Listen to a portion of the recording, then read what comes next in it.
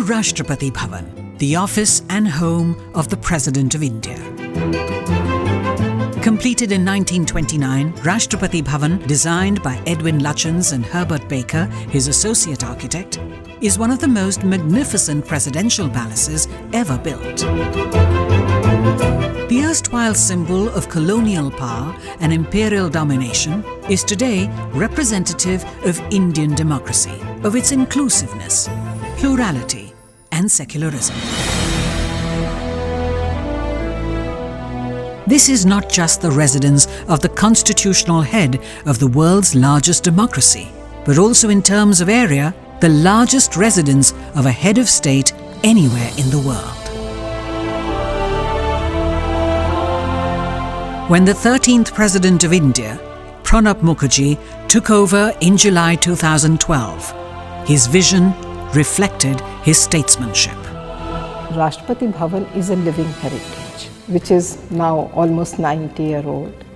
It is also the residence and workplace of the President of India. It has to be preserved as a heritage which must be handed out to the next generations in very good condition. Much like this clock tower, time seemed to be standing still at the estate. It needed focused inputs from experts and a dedicated restoration team. We got Intact in. They worked with a team of 40 experts and within 6 months gave us a report which lays down the broad framework of what can be done, what should be done and what should not be done. The mandate was to bring about a complete shift in approach towards the restoration, running and upkeep of this heritage structure. Our brief was very clear. We had to make every part of Rashtrapati Bhavan functional, accessible, ready to be utilized. We had to maintain the heritage character of the building. We had to avoid purchases and make use of what we had in our Bhavan itself. The office of the President is called the Study. This is the formal meeting place for the President where he receives his guests and visitors. When we began the restoration work here, one of the big challenges was that we had very little to fall back on. Murals by eminent artist Sukumar Bose inspired the look and colour scheme of the study. There was hardly any records available. Some photographs were there, but since they were not catalogued properly, it was difficult to decipher them.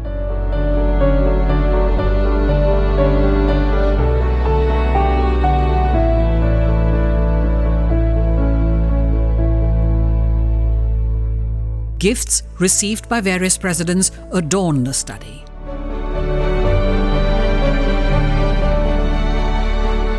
The study opens into the morning room.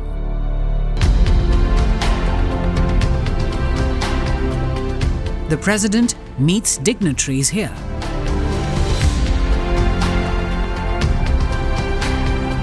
We started with the carpets. We decided that the carpets would tell us the color schemes or the carpets would tell us how to work upwards.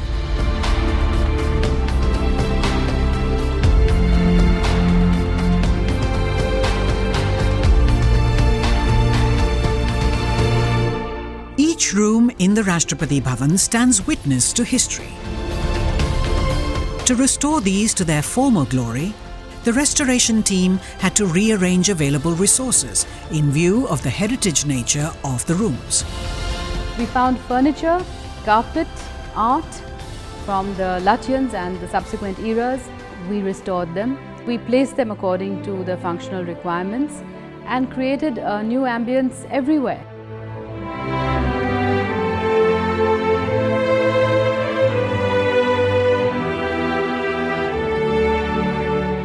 We had these large dumps of old furniture. We carefully rummaged through the heaps and restored a lot of that furniture.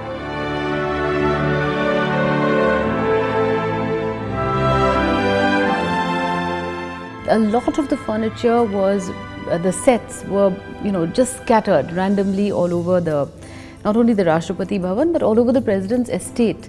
So it took a while for us to bring these pieces back, then put them in families, and slowly we started discovering that, oh, this table is a brother of that one in that room, let's get them together. Oh, these chairs belong to that family, this coffee table. So we started reuniting the families. There were trunks of beautiful fabric lying around which had not been opened for many years. So once we opened those trunks, it obviated the need for buying anything new.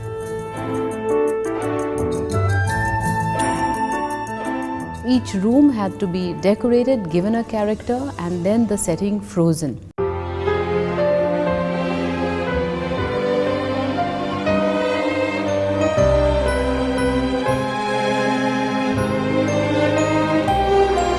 No chair could be moved once it was set. Work was undertaken in each room to revive its distinct character, just like the way they were originally meant to be. Fascinating works of art by reputed Indian and European artists were restored to add character to the walls. We made a positive effort to put in place an e-management system of all the art objects, furniture, furnishings in the building. We have now a very comprehensive record of what we possess here.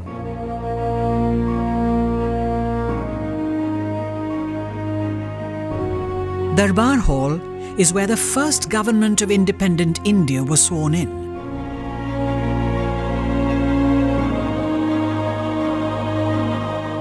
Lutyens designed new viceregal thrones for the Darbar Hall to replace those from Government House in Calcutta.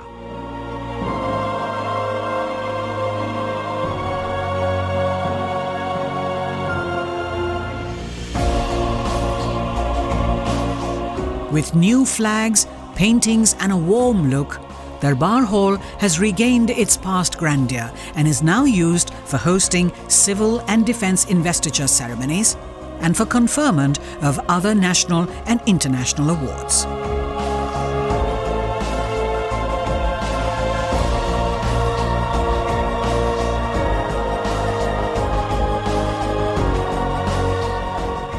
Next to Darbar Hall is the library. It is also described as the daughter of Darbar Hall.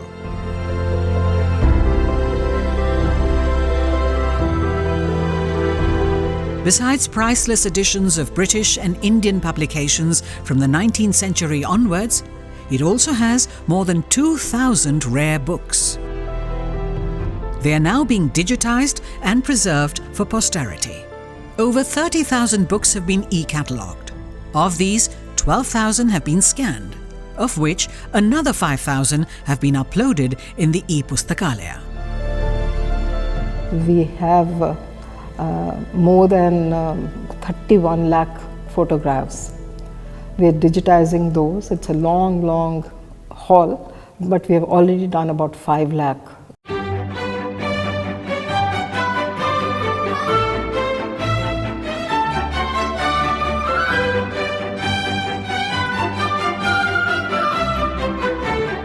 Ashoka Hall was originally built as a state ballroom.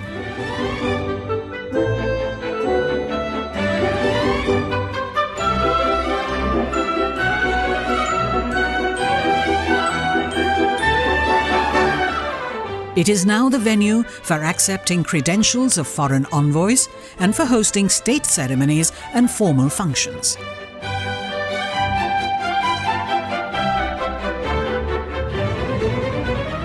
Embellishments on the ceilings, carpets and chandeliers have been redone and restored.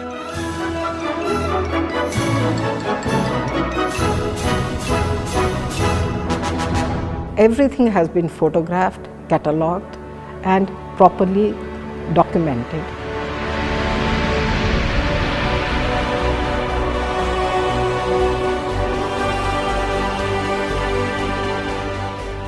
Rashtrapati Bhavan, declared a Grade 1 heritage structure in 2009, is an iconic living heritage.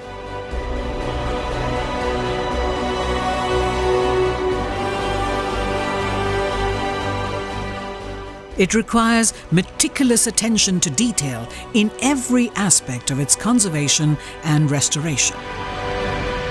The Comprehensive Conservation Management Plan (CCMP), drawn up by INTAC, focuses on these areas and lays down the blueprint for future interventions in the President's estate. This heritage building used to house the stables of the President's bodyguard. It was found in a decaying state due to lack of use. The restoration team took this as an opportunity and changed it to a storytelling museum, detailing salient aspects of Rashtrapati Bhavan's history and independent India's march forward.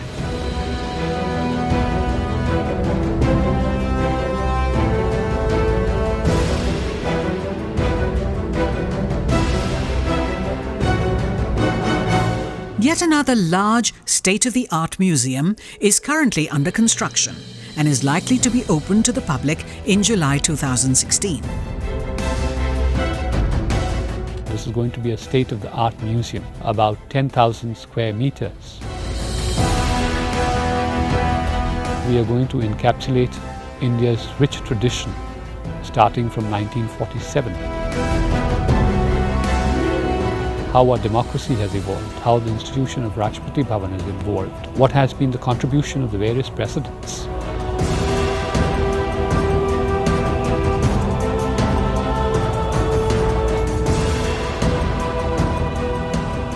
That's going to be a lasting legacy, the museum, because it's going to stand much, much after all of us are nowhere on the scenario.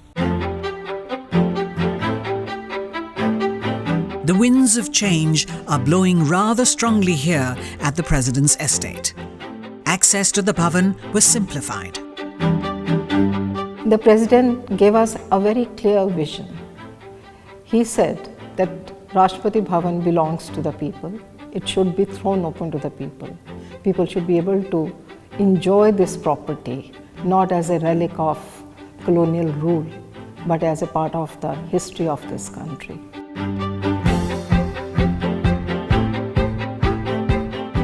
Visitors can now book online using a high-tech interface and visit Rashtrapati Bhavan 3 days a week.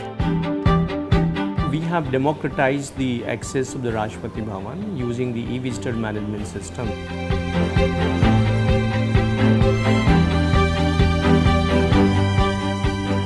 For many events at the President's estate, guests are now invited through digital invitations. Which is a barcode embedded security invitation systems. Again, this system has helped us in creating efficient delivery of the invitation, running into thousands in numbers. No stone is left unturned to reach out to people. In view of the changing times, the President now maintains an active online presence through digital media. The President's keen interest in education has led to several pioneering initiatives in higher education, such as hosting of annual conferences with vice-chancellors of central universities and directors of IITs and NITs. Programs like innovation exhibitions are being held regularly. An in-residence program has started inviting artists, writers, inspired teachers and students to stay and experience life at Rashtrapati Bhavan. A new ceremonial hall was inaugurated in December 2014. It played host to President Barack Obama and Michelle Obama during their state visit to India in January 2015 and stands ready to greet more visitors. We built this ceremonial hall in flat 1 year. It included building the place, furnishing it and putting it to use.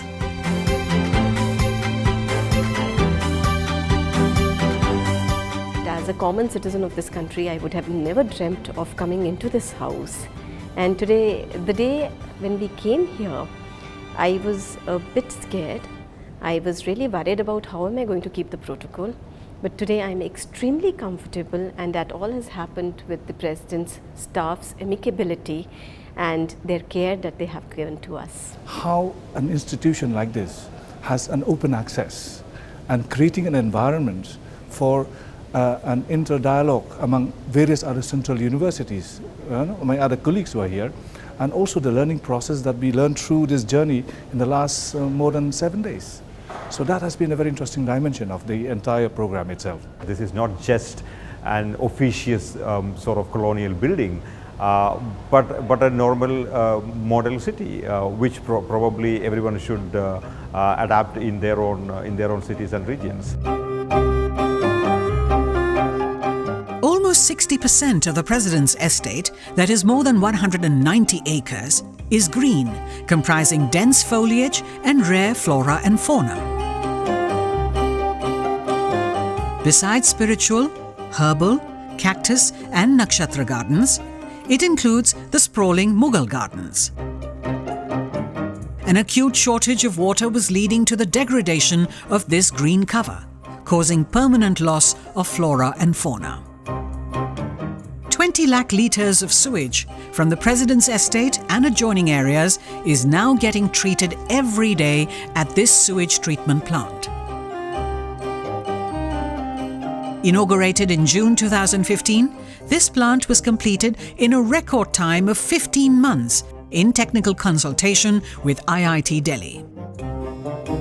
The treated water gets collected at the Dalikhana Lake that holds 50 lakh litres of water. This water is used to preserve the ecosystem of the historic and exotic gardens of this estate. We had to be a heritage property with a high-tech orientation and a caring society. While the 1,700 diligent workers of the Bhavan strive hard to maintain the grand edifice of the Rashtrapati Bhavan, Sanskar, a play school, takes care of their young ones and grooms them for life ahead. It's a nursery school where we have about 120 children who come in from within Rashtrapati Bhavan. We started a midday meal scheme for them. The idea was to provide them nutritious food.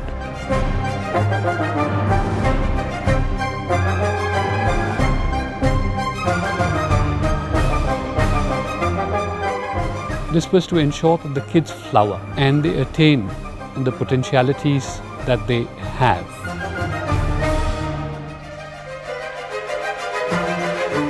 We have about 17 differently abled children in the President's estate.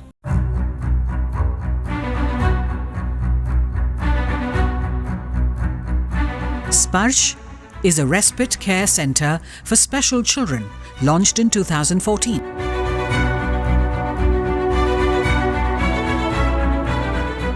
Thanks to this intervention, many differently abled children of the estate are showing remarkable improvement in learning and cognitive abilities.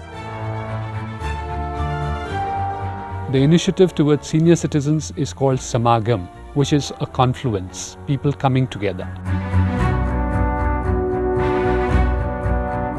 Every senior citizen of the President's estate looks forward to this confluence.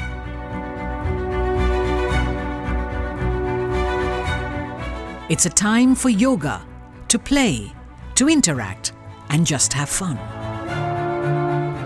All these three initiatives really have helped this community to get very close together. Since everyone is taken care of here, we are very quickly moving towards a smart township. The President's estate is getting smarter by the day, in the most modern sense of the word.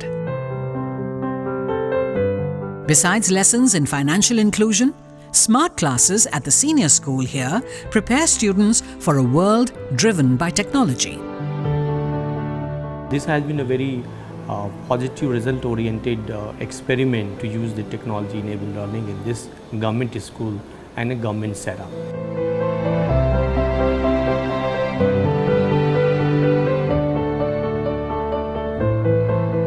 A rundown building has been repaired and developed into the Pranab Mukherjee Public Library.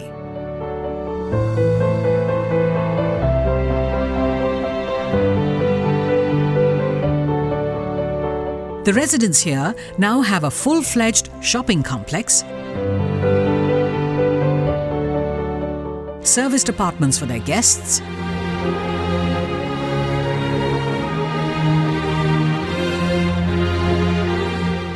and an ultra-modern health club to stay fit and healthy.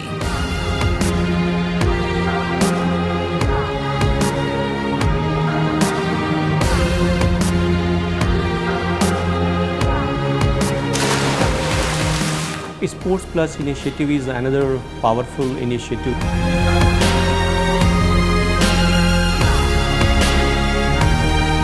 Under this initiative, the Honorable President has adopted 15 children in 3 different streams of the sports, where all the training facilities, their dietary requirement, their sports kits have been provided from the President's Secretariat.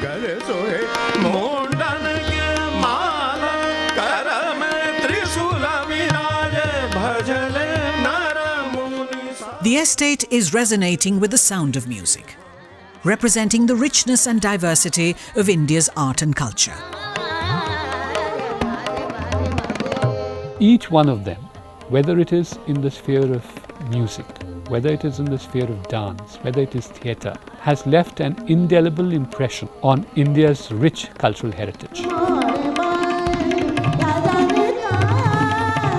Under an umbrella initiative named Indradhanush, once every month, doyens of India's performing arts regale the audience.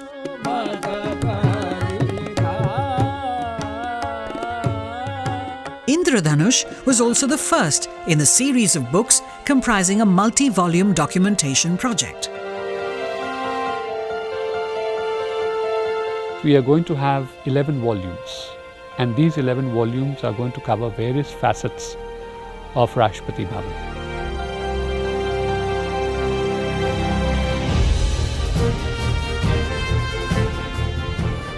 We have been able to achieve a lot. We will leave behind a roadmap which will be easy to follow, which will be in consonance with the long-term projections of what Rashtrapati Bhavan should look like and how to preserve and conserve its heritage value. After an energetic stage of growth and revival, the estate is now ready to march forward as a metaphor for modern Indian democracy. Vibrant, energetic, happening, and on the move.